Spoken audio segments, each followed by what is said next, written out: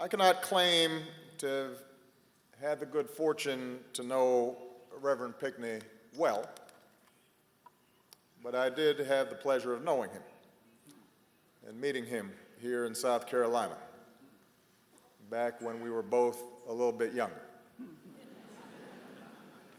back when I didn't have visible gray hair. The first thing I noticed was his graciousness, his smile, his reassuring baritone, his deceptive sense of humor, all qualities that helped him wear so effortlessly a heavy burden of expectation. Friends of his remarked this week that when Clementa Pinckney entered a room, it was like the future arrived, that even from a young age, folks knew he was special, anointed. He was the progeny of a long line of the faithful, a family of preachers who spread God's word, a family of protesters who sowed change to expand voting rights and desegregate the South.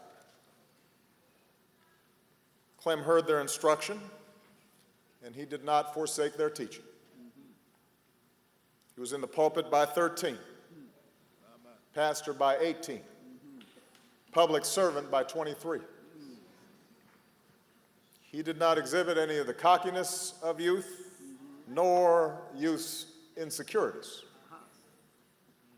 Instead, he set an example worthy of his position, wise beyond his years, in his speech, in his conduct, in his love, faith, and purity. But it would be a betrayal of everything Reverend Pinckney stood for, I believe, if we allowed ourselves to slip into a comfortable silence again. You're right. Once the eulogies have been delivered, once the TV cameras move on, to go back to business as usual. That's what we so often do.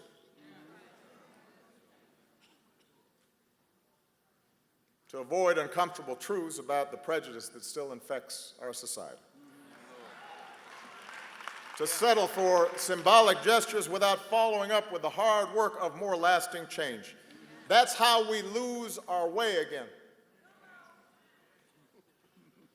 It would be a refutation of the forgiveness expressed by those families if we merely slipped into old habits, whereby those who disagree with us are not merely wrong but bad, where we shout instead of listen, where we barricade ourselves behind preconceived notions or well-practiced cynicism. Reverend Pinckney once said, "Across the South, we have a deep appreciation of history. We haven't always had a deep appreciation of each other's history."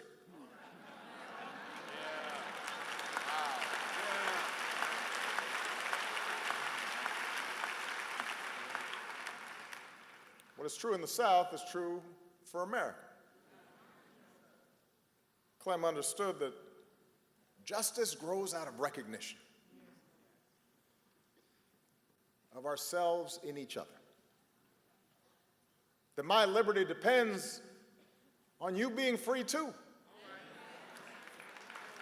That history can't be a sword to justify injustice or a shield against progress, but must be a manual for how to avoid repeating the mistakes of the past, how to break the cycle, a roadway toward a better world. He knew that the path of grace involves an open mind, but more importantly, an open heart.